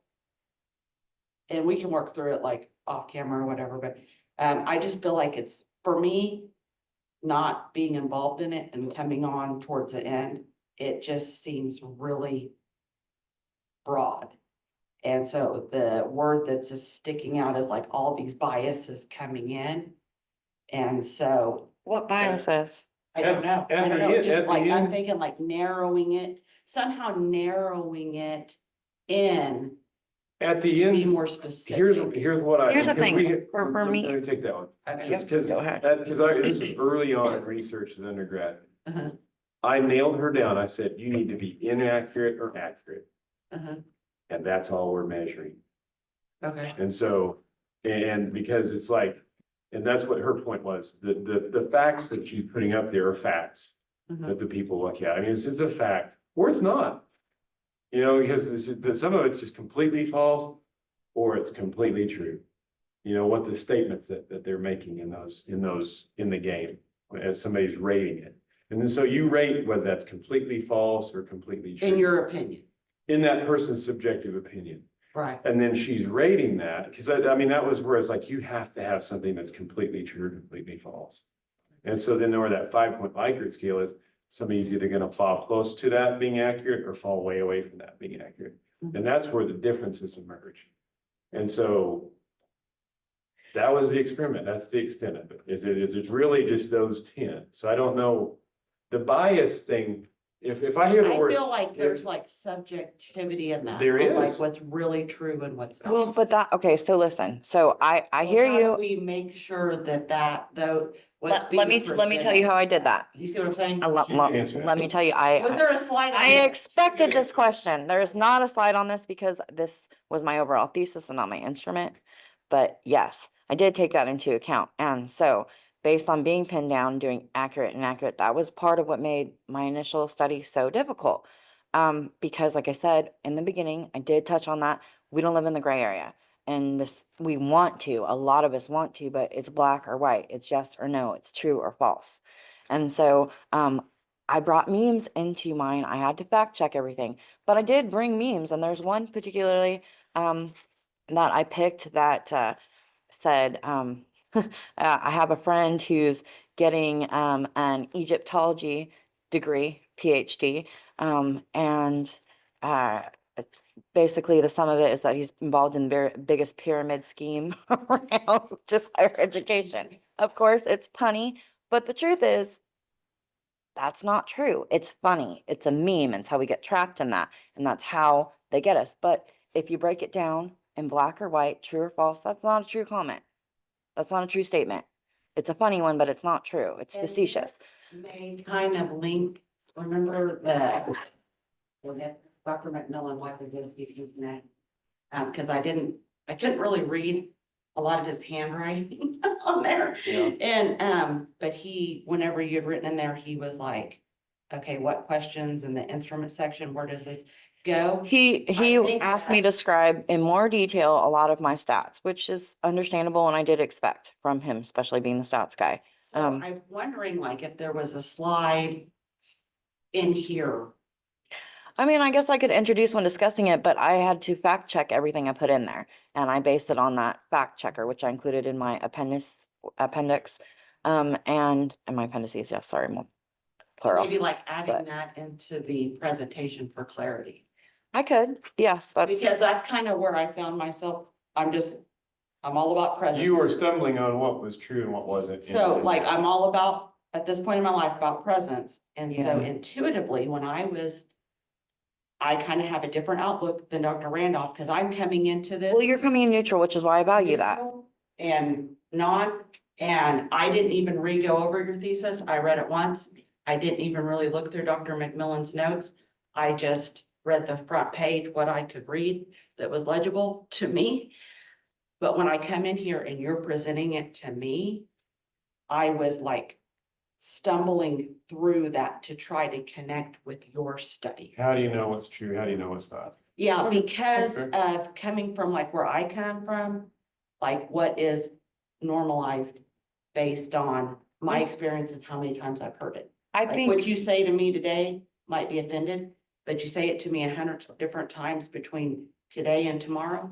I might develop that tolerance and all of a sudden, oh, that is a little bit acceptable. I'm sorry, ma'am, but you develop a resistance. I'm just kidding. See Anyway, where I'm going I'm with just kidding. that? Yes, So defining, I might I, be hitting on several things. no, but- I could Do you include a do that slide in well? there. I I don't, think to critique that, you'd have to look at our individual items. Okay. And So- that's where I would go, is look at, if there's an issue with the individual items, that's where I would encourage you to go look at. Like, if factually what's presented, okay, is that really fact? Yeah, Because that's what I tried to challenge her early on in it, which was, you can't have any gray opinions. If you're gonna actually do inaccurate or accurate, it has to be something that's verifiable. which then he turned around and told me to do Likert scale. Go figure. because it's not. But then you're able to do stuff. Well, I figured it out, but yes, but imagine being told black or white and then it, I was gonna do yes, no, and he's like, no, do a Likert scale. And I was like, but you said no gray. Yeah, but it's very true. Scale can be very black and white, right? Well, in this case, yes, Depending on how you score it. that was the lesson. That was the lesson. Bingo. There you go with that was the lesson. And what I liked about the Likert scale in the end was that even if people were unsure and they chose the two somewhats, or even the neutral, I mean, the neutral is flat wrong, but because you have to have some opinion on something. But essentially the somewhat inaccurate and the somewhat accurate, I felt like it allowed them to be truthful in that they were unsure, but it gave me a broader view into their ability just by looking at my coded data to discern the information, which I thought was invaluable because that in and of itself said that while I was scoring this, I was being fair because I thought, man, am I being fair I felt almost like a trickster and because I was already using deception. Well, that's what I'm saying. I was already using deception. But in reality, when I ran the numbers, I realized that it didn't make them wrong. It just made them not as right, So it gave them I their hear my scores. whisper in the back of my head coming out, going, yes or no only. Not when you're running stats. There is no 100% in stats. There's too many options for this study. No, we're not going there. Well, I would probably respond to your mentor in that then I am then controlling my responses from my participants. I'm not giving them the possibility to choose. If it's yes or no, and that if it's true or false, first off, they can guess and get 50%. So I'm not really accurately defining their ability to discern misinformation. Yeah, on a statistical measure, you're really limiting your ability to measure if you just go by no means. That's what I just said, And yeah. but not as eloquently in stats language as Dr. Red. Just kidding. Okay. Essentially, in closing, really psychological inoculation and the seminal work that McGuire laid down, really, I think is far-reaching and relevant today. I think it was before his time. I think he was really looking deep into the future with this. And what I find interesting is, as I said, if I was to continue forward, where I started on whether or not psychological inoculation has an impact on building a resistance or facilitating resistance for participants to misinformation, I think I would then continue on to looking at the individual cognitive processing differences between individuals and their susceptibility or ability to discern misinformation. And so kind of like, And so that's really a qualitative study then. Look at Yes. those reasons. And that's usually what happens at the end of this is you spin off and maybe there's some qualitative studies that come out. So, yeah. Very possible. So, but I thought in closing, I would go where I started and say where I would go next. So, questions? Would you do questions after? I know I'm clapping, it's Mary. I don't have any questions. I feel like I addressed them in the middle of it, and that's usually not what happens in this. Usually the person is in present. That's kind of what. Do you have any other questions? Yeah. Catherine, give us probably 5 minutes. So if you could, I think there's a desk out there if you need to use the restroom. I'm interested in psychological inoculation, personal and addiction. That'd be interesting. Probably the stages have changed. Do I need to take my stuff or I'm coming back in here? Okay. That sounds really complex. I'm interested. And, I actually have a study that I've had probably since I started working over at Human Resources in doing the recovery and relapse prevention for implementing stages of change early on through a educational curriculum, basically focusing on the earlier stages and hitting people early on with it. And then looking at the results as far as what comes out with their choices to use or not. Yeah. If I can get them before they make that first choice. So psychological inoculation would really play into that. so that's, you're taking people before they ever use. Yeah, and I want to get that before that first, First stage. drink, first smoke, first whatever it is. and Give I them 10 want or to 12 change before how they think about it. So it's kind of like the DARE program, except it's the Natalie Adger. Yeah, and I want to change how they think about it, but not through scare Yeah, tactics or yeah. these other tactics, yeah, but through normalization, yeah, normalization, interesting. for which would be psychological inoculation. On a level maybe, Kind of, but it'd be interesting to do that. yeah. What do you think? I think she did really good. I think she did really good. I was trying to I give. I appreciate you coming back to the, where you're stumbling. Because I didn't understand where you're stumbling, where the bias, but the bias was the actual question itself.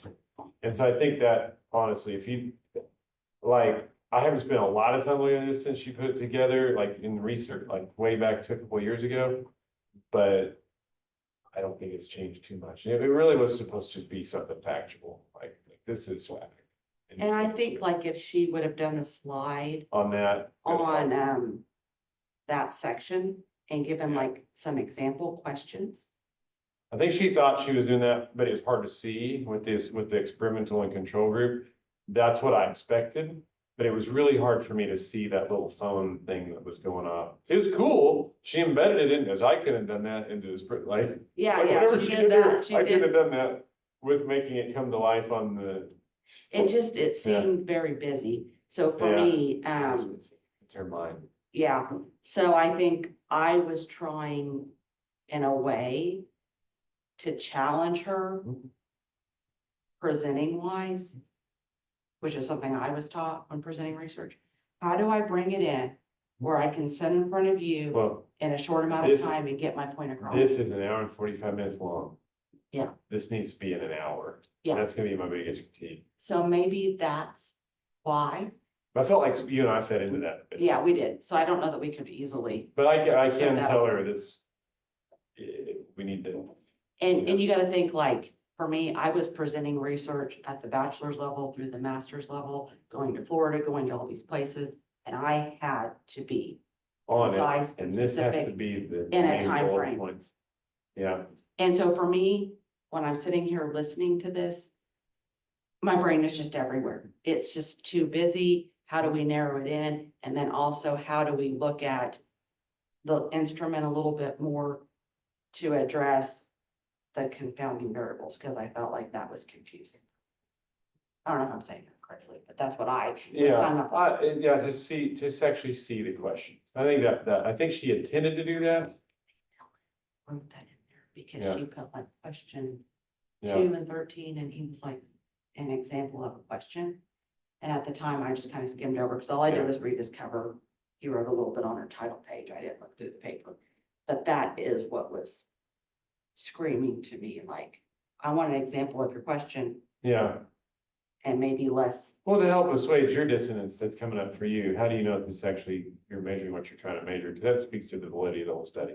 Yeah, because I did want to come in. I was gonna review her stuff a little bit more yesterday. Then I found myself trying to revamp myself on my own research experiences, and I did find my own flash drive with all the stuff. Wow. So it took me forever Yeah. because I realized I lost my second copy. Oh, no. And I was panicking. You could actually apply to grad school with this then, because we require that of our people come back to grad school, is you have to produce something that you've done. Oh, yeah, I could give you about 3 or 4.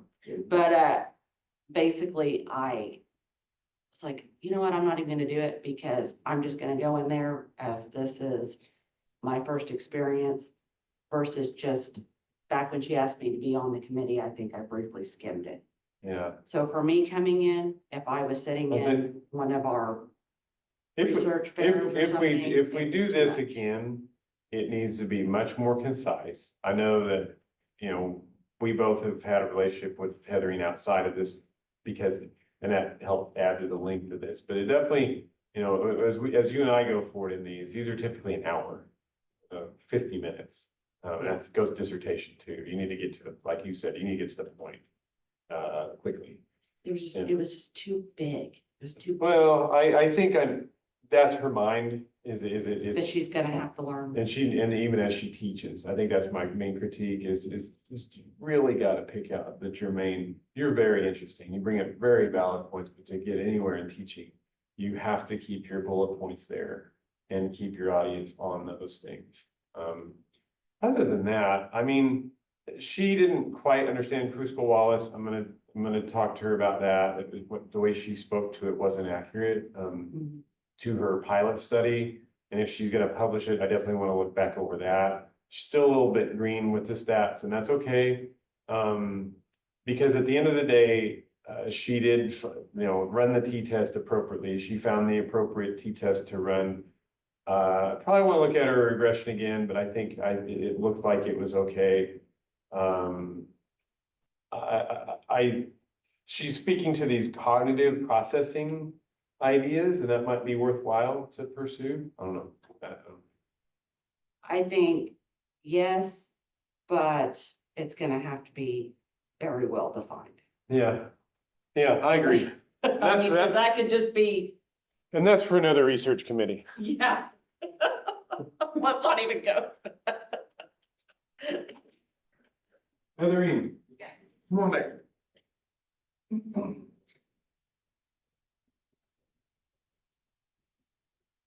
First off, very good. I mean, you put forth so many hours, hundreds of hours of your life into this. It's interesting to see on the back and what someone comes up with and your ideas. And if you're like me and you got done, you're like, I just don't want to see this again. So I appreciate you also thinking about the ideas about the cognitive processing and it's kind of where Professor Adams and I were chatting before you came in.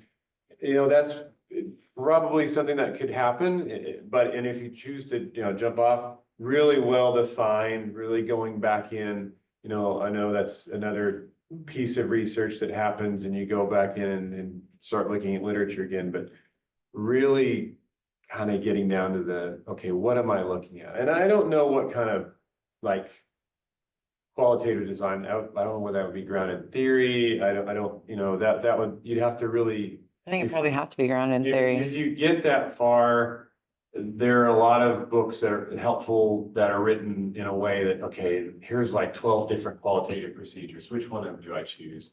And I can help if you want to go that way.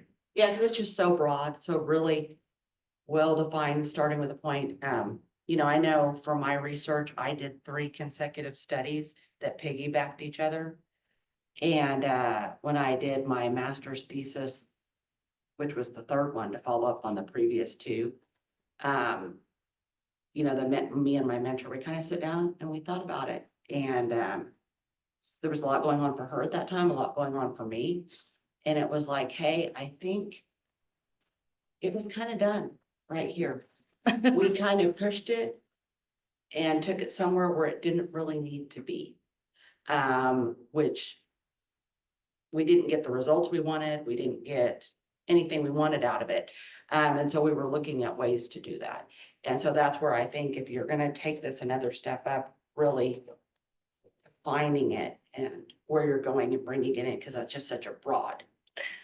place to be. I think I kind of just left it broad because there's other branches I could go. I also looked at, we didn't really get a chance to talk about it, but I also thought about trying out comparing multiple psychological inoculation venues, comparatively analyzing them and, but there's so many places you could really definitively go with this, and I agree, it probably is broad, but As you do this, you establish a foundation for your research. So you're familiar with, oh my gosh, I can't remember his name, like the foundational, like McGuire. you get really familiar with the foundational, like the folks that have written literature on it, and this becomes something for you to then launch into as more of like, this is my area. As you go on to get a PhD, you then own this area of research and you become that expert in that area. So whatever it is, be sure that it's something that you're really keen to and it speaks to your spirit, because it's something that you'll want to carry and it's going to drive you. And then so as you go on in your education, as you get a PhD,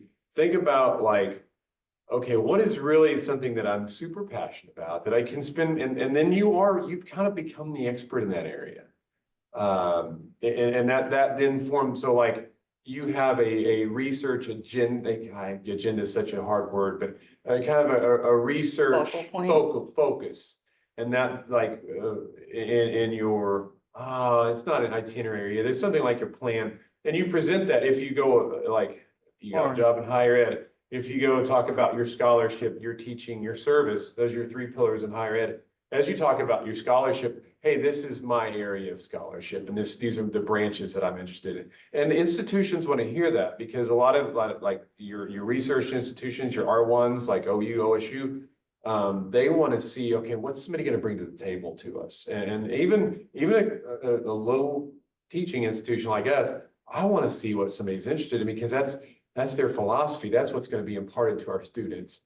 So that it's an important thing, to establish yourself and to publish this too. It becomes like your A identity. little bit of a calling card, a little bit of like Yeah. your professional identity. Yeah. Congratulations. Congratulations, Heather, you passed. Yes. Oh, yeah. Yeah, no, you didn't. Stop We're just it. joking. We're Teasing. joking with her. One No, thing- just joking. One thing I would like to say before. Did you really make it work? before- I wasn't sure. You gave me a lot of guff in there.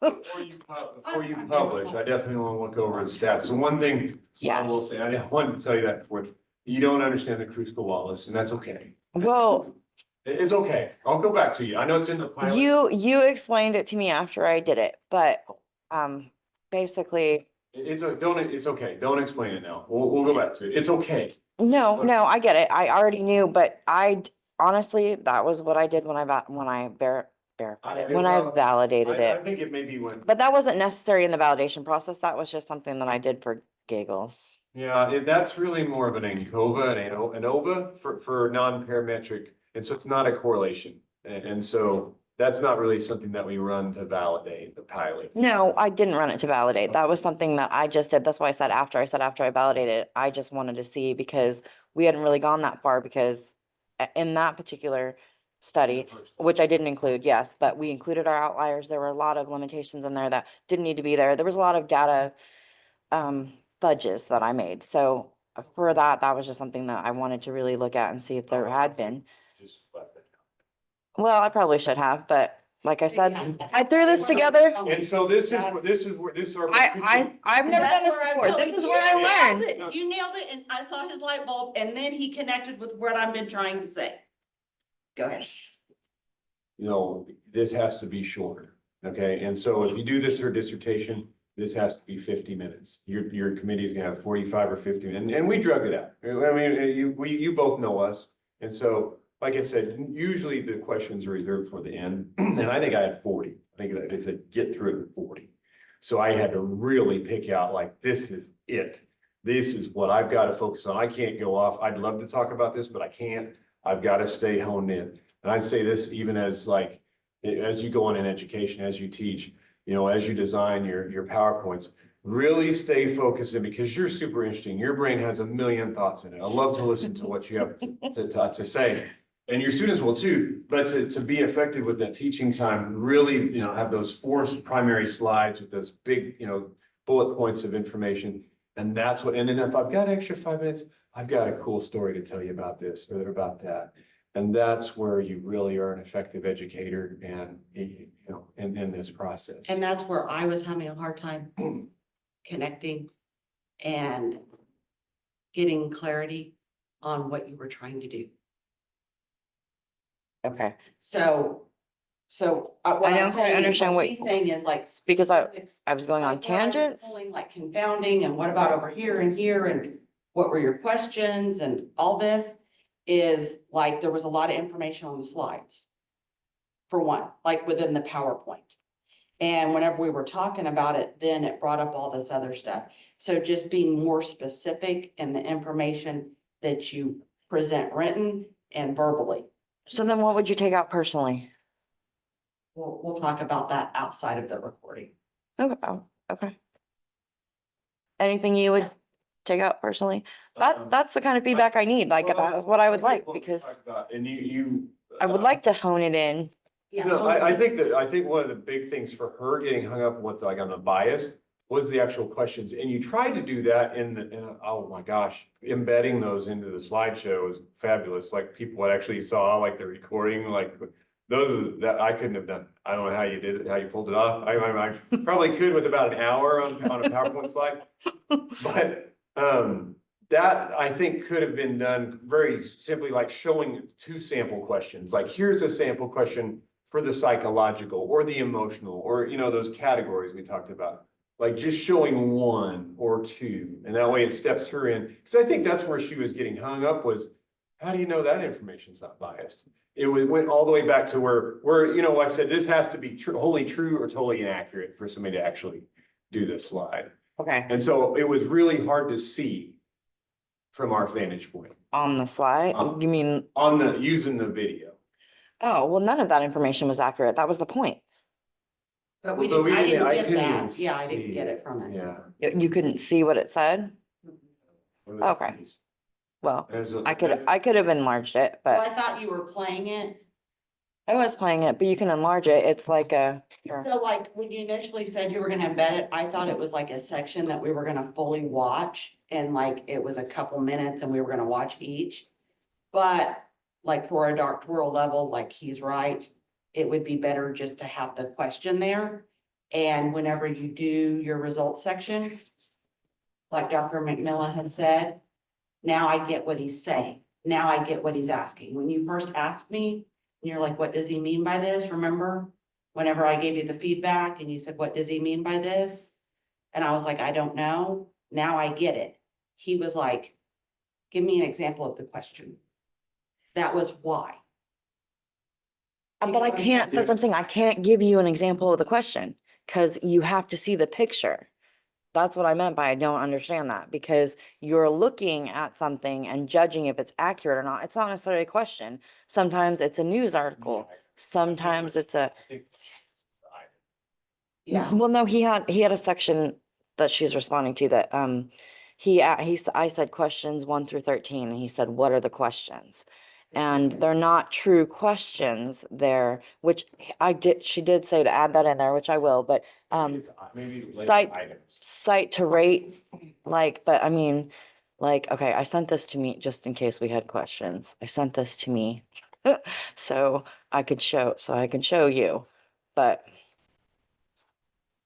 essentially, like, So that'd be this items. is what it looks like. You're looking at a picture and then you're rating it.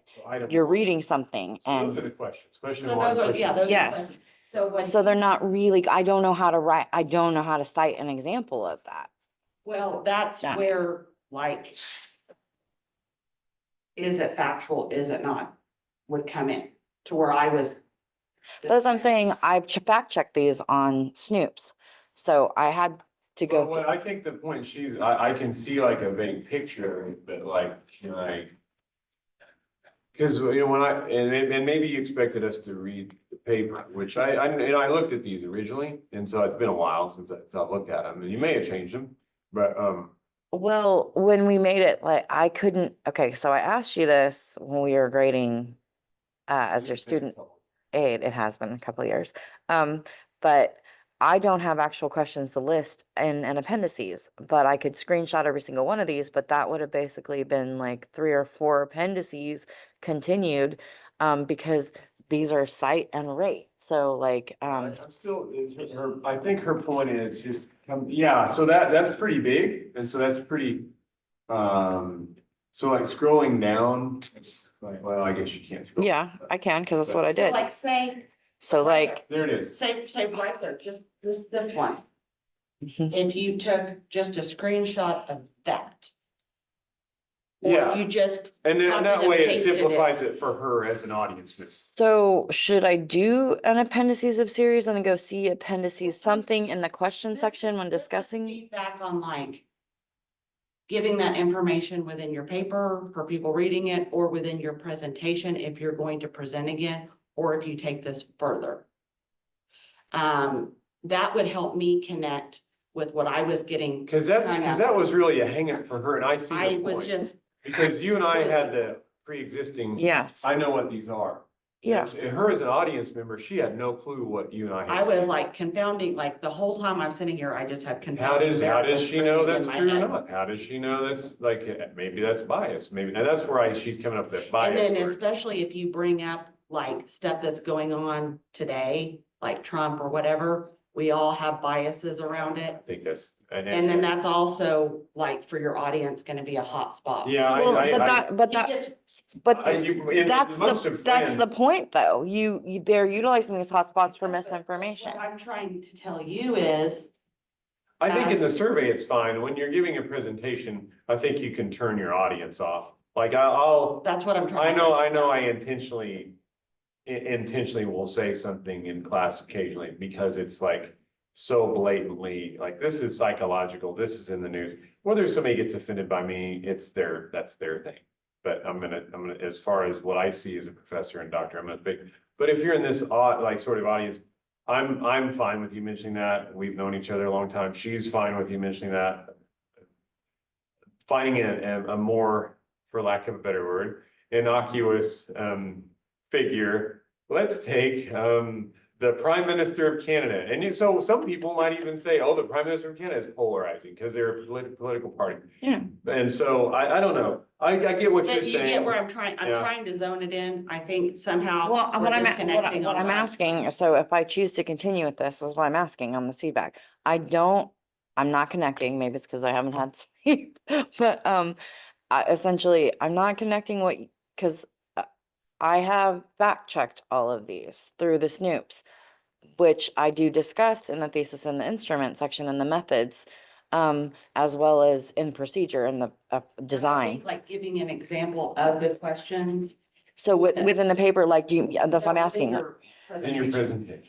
Oh, okay, okay. Cause And then that's if you what, wanna write. that's "Hey, I why fact she checked." wrestled the whole time and it took about 20 minutes. I of the just, yeah, I presentation. could not get with you. I wrestled Not gonna I was gonna put I was going to do a slide with a couple questions, but then I thought, which ones do I choose? And I think that for this would have been better than the whole video. Video, yes. Yeah, which was nice, but it didn't achieve its purpose. Okay. Cause the purpose is to show the instrument. Well, Cause you talked to me about that yesterday. You're like, I'm gonna show the the instrument. purpose was not to show the instrument. So I was thinking about that. The purpose was to show what I was operationalizing. Oh, Was you're- to compare, so you could see in your head what the control group looked like and what the experimental. And now showing the instrument, I thought about putting a slide in there, but again, I didn't want to get too wordy. I didn't want to go too long. I didn't want to have too many slides. I was concerned. Well, I mean, I So- think like you had a lot of information on each slide as well. So maybe taking out some of that information that just didn't need to be there.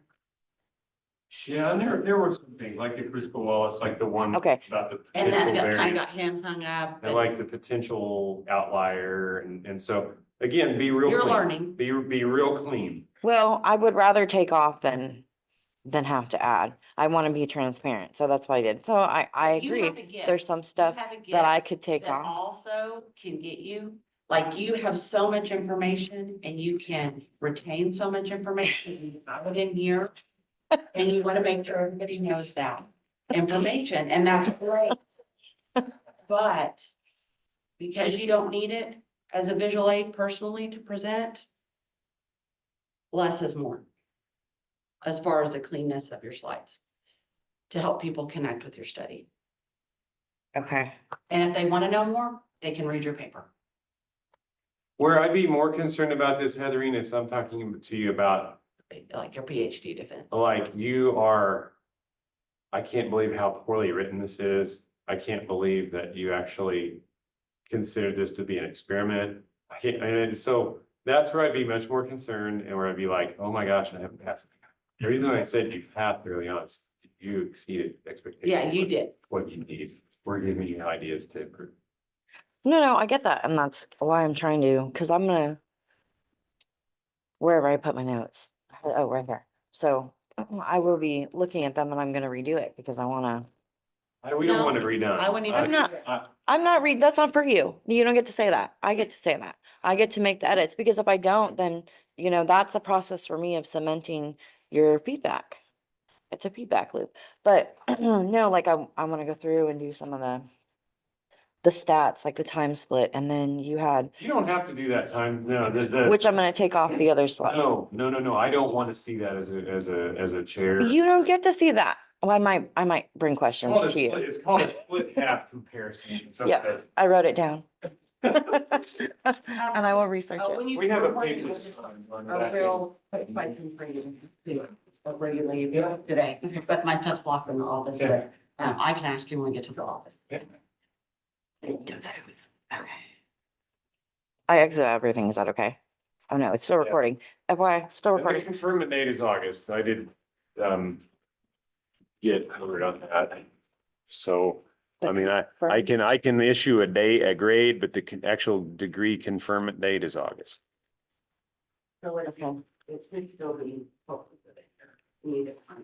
Well, I've already explained to them I hadn't done my defense, so they know that. Don't forget your That keys. before. Don't forget your water. So do they know, just tell them when your grade will be posted? Well, Per I university. said I did the defense and I said it was iffy on whether or not I would be able to give them the final transcript with that grade, but You can probably give him a she just interview really, transcript. well, but they needed the official, because that's what they calculate my contract on, Okay. which is what she. It'll be here by August, when, when our grades are, so when our summer semester is over. And so if the summer. You Oh, yeah.